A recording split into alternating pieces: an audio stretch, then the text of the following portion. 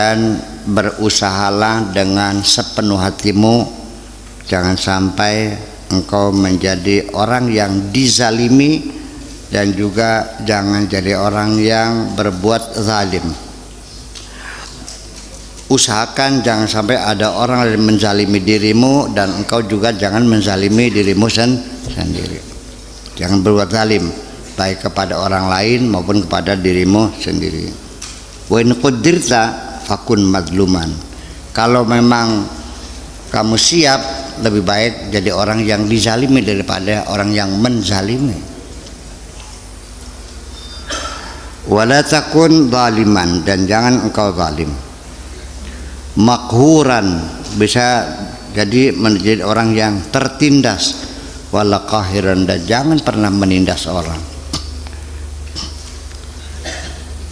Nusratul haqqi azza wa jalla lil mazlum, pertolongan Allah pasti akan datang kepada orang-orang yang dizalimi.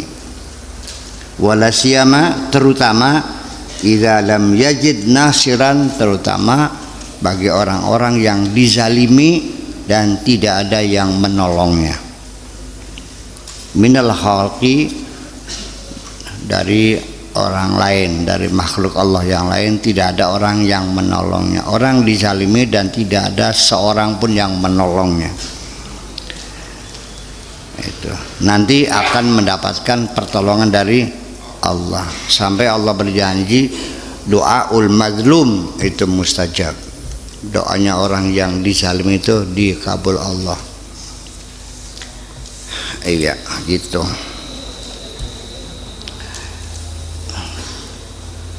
Nabi sallallahu taala alaihi wasallam anhu qala idza tulima man lam yajid nasiran, ketika ada orang dizalimi lalu dia tidak menemukan orang yang menolongnya ghairul haqqi, selain Allah subhanahu wa ta'ala azza wa jalla, fa innahu yaqul, maka Allah akan berkata kepada dia,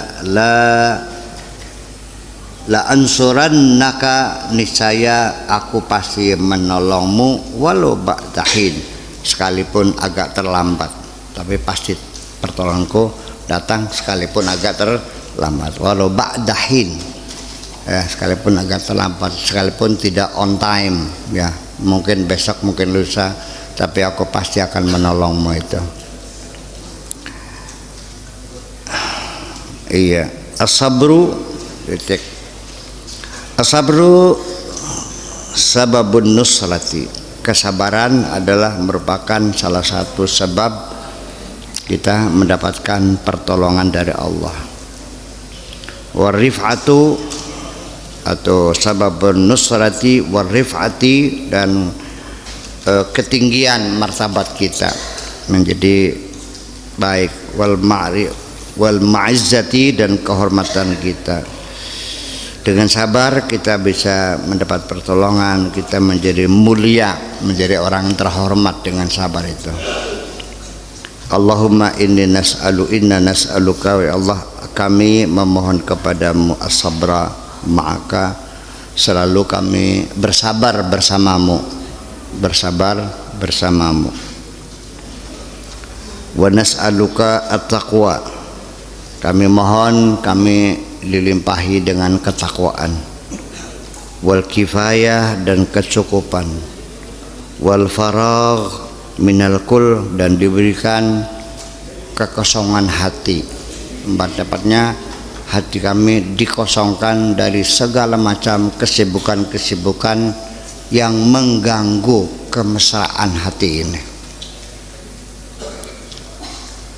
Dikosongkan hati dari hal-hal yang mengganggu kemesraan hati ini. Wal istighal bika, dan berilah kami kemampuan untuk selalu sibuk bekerja untukmu. Ini kalau tidak diterjemahkan begini susah paham. Ya. Iya, bahasa Arabnya pendek banget sih. Bahasa Indonesianya panjang banget. Wa raf'il hijab, dan kami memohon kepadamu supaya tabir itu diangkat. bainana wa bainaka, yang menghalangi antara kami dan engkau. Kira-kira tabirnya dibuka.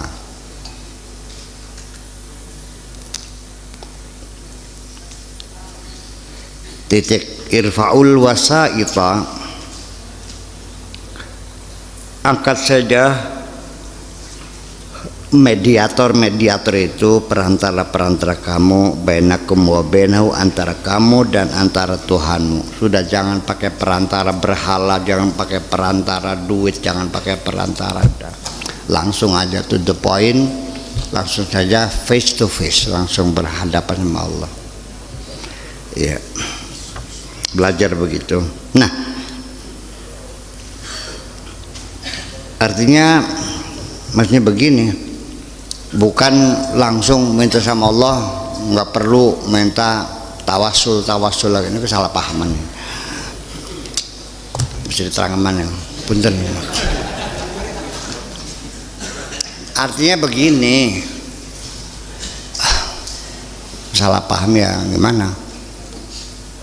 Masih mending orang nggak paham ya, nggak ngelawan gitu. Kalau sudah salah ngelawan, tetapi kan hanya saja. Namun demikian nyongan, bentuk apa? Nyongannya, rokayane, bentuk apa kan? Iya, iya. Jangan pakai mediator lagi, langsung saja to the point. Nah, kalau saya mengatakan kepada siapapun, para YouTuber yang ini, udah bu, langsung datang aja lah, nggak usah pakai apa perantara lagi, udah langsung datang aja. Kalau ada ya saya temuin, kalau nggak ada ya baru nunggu, paling lagi ceramah gitu aja kan. Itu seperti itu. Jadi anggapannya kita nggak usah datang ke kiai minta doa, ngapain? Apalagi kuburan-kuburan kan gitu, sajian-sajian, udah langsung aja doa. Udooni astajib laku. Al-wasitah, wasait itu bukan itu, tapi artinya bahwa Allah itu langsung, artinya bahwa kita kalau minta kepada Allah itu tidak usah bawa persembahan,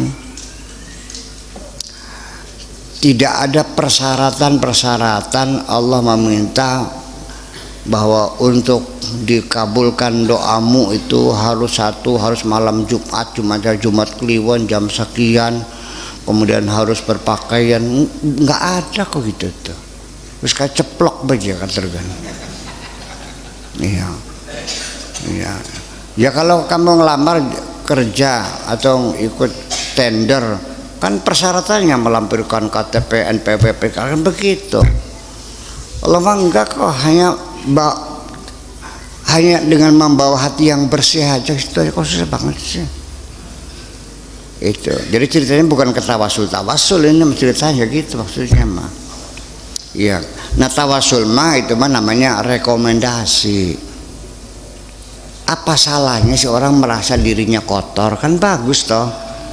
Merasa dirinya belum dekat dengan Allah. Kemudian ada seseorang ulama besar yang betul-betul saleh, yang dinilainya lebih mustajabah, dia kenal Allah, datang pada dia pakai tolong doakan akulah, kan logis kan.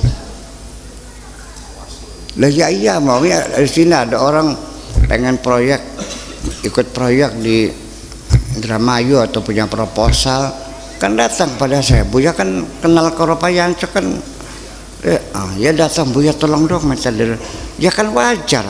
Saya tampilkan, mohon yang bersangkutan diberi kemudahan. Terima kasih atas segala bantuan. Kan logis, bukan saya tidak mengabulkan, tetapi karena ada rekomendasi dari saya sebagai orang yang sangat dekat, kan lebih mudah dikabulkan. Itu aja kok. Masa logika begitu nggak bisa diterima, nggak boleh, ngaco sih Ram. Iya. Iya, tapi ada tapinya lagi nih. Kadang-kadang kamunya salah tebak. Orang itu musuh Allah, diduganya orang yang dekat dengan Allah. Hanya pintar manipulasi aja soalnya. Itu. Makanya disebutnya wali dalban. Ya itu. Dari mana taunya? Pakai standar syariat. Iya. Sekali kamu melihat dia itu kencingnya berdiri, nggak cebok lagi, udah tinggalin aja lah.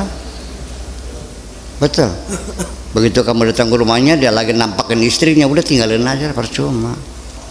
Ya orang tiap hari marah-marah aja, bagaimana Allah mau mendengarkan bacot seperti itu? Iya dong. Siang baik. Ya artinya orang yang mulutnya dikabulkan juga kan beda. Ucapannya kan enak didengarkan, sama kita juga iya. Ya kalau satuan matu kabeh kirik cemrannya kayak terkin makin kan. Iya kan? Pakai standar aja. Jadi coba diteliti, diperhatikan, akan tahu nanti kamu. Jangan terburu-buru lah. Saya tidak mengajarkan kamu suudzon, tapi hanya mengajarkan berhati-hati, bukan suudzon. Periksa, tunggu, titenana, coba diintip bagaimana, kan gitu. Ternyata tanah wakafnya habis. Tanah wakafnya habis. Dikemanain tuh? Udah. Iya. Umpamanya ini masalah umpamanya kan gitu. Ya kalau ada secara kebetulan silakan aja, tapi saya tidak bermaksud untuk mendiskreditkan. Yang penting jangan menyebut nama lah. Ya itu. Jangan menyebut nama sehingga tidak boleh ada orang yang tersinggung gitu. Kita lagi cerita secara fenomenologi aja lah, realitanya begitu. Jadi orang yang kamu duga mulia ternyata dia orang jahat. Yang selama ini kau hina-hinakan padahal dialah orang yang mulia di sisi Allah. Iya. Pernah dengar seorang suami yang belajar benar ketemu sama guru, ya muter-muter cari guru, kata gurunya, goblok kamu, ngapain muter-muter, nyong istrimu itu waliullah, masa iya? Ya karena istrinya kan yang dikerjain juga sih, ngerjain gitu. Kalau lagi dikiraan ditarik sejadahnya, sabetakan yang lainnya, pelangsana tas bisa digoreng buat. Masa itu wali, masa masih ngerjain gitu. Akhirnya kata gurunya, pulang aja lah sana, istri kamu udah hebat kok, ngapain. Begitu pulang di depan rumah istrinya berdiri, baru tahu lo ya. Nah itu kan terjadi seperti itu. Kita tidak menduga ya orang yang hebat di samping kita. Saya barusan dengan Pak Naib dibilang, kita ini kadang-kadang terkena Arab syndrome. Arab syndrome itu menganggap mereka lebih hebat dari kita. Kalau kita mencari teladan seorang panglima perang yang tidak pernah kalah, selalu menyebutkan Khalid bin Walid, gitu. Ada pelacur yang jadi wali selalu menyebutkan Rabil Adawiyah. Padahal di sini juga banyak panglima yang tidak pernah kalah. Jenderal Sudirman juga perlu kita banggakan. Ya jauh-jauh Rabil Adawiyah ini kan gak akan terembuk tobat ya. Iya kan, lah iya sih, mana saya tahu sendiri kok, pulang pakai jilbab lagi, jamiah lagi. Iya. Saya kan memperhatikan. Nah itu yang kita kurang apresiasi kepada yang karena hati kita menghinakan orang asalnya, jadi nggak pernah disadarinya. Di sekitar kita banyak teman-teman kita yang mengorbankan semua yang dimilikinya untuk orang lain, ada aja. Iya, bukan hanya dongengan-dongengan yang ada di sana. Iya kan? Ada nggak di sini seorang ustaz ngaji turutan di satu musola di kampung yang jauh, tidak ada yang bayar, minyaknya beli sendiri, nggak ada patungan. Banyak sih. Nah itu kan ikut menyebarkan Islam, tidak ada yang membayarnya, hanya lillahi ta'ala. Wa ma as'alukum alaihi min ajrin in ajriya illa ala rabb. Masih ada kok. Yang kalau dipanggil ceramah pasang tarif ada enggak? Ada. Berapa tarifnya? Ya itu ya beragam lah. Di sana juga banyak begitu, di sini juga banyak gitu. Tidak artinya kita nggak usah jauh-jauh lah mencari kemuliaan jauh-jauh, di sini juga banyak, asal kita teliti aja. Nah, itu. Ya, kenapa kamu tidak menemukannya? Kamu karena ada kesombongan juga di dalam hatimu itu. sehingga tidak bisa melihat kehebatan orang lain. Betul? Ya, iya. Apalagi kalau orang hebatnya agamanya lain, kamu menghinakan, lah akhir neraka sih. Karena agamanya lain sih. Sektenya lainnya. Apa sekte kok? Mazhab lah. Karena beda mazhab sudah diyakini masuk neraka. Jadi yang masuk sealam dunia ini agama lain gak masuk surga, mazhab lain masuk surga, suku lain masuk surga, torikot lain gak masuk surga, titik tem masuk surga.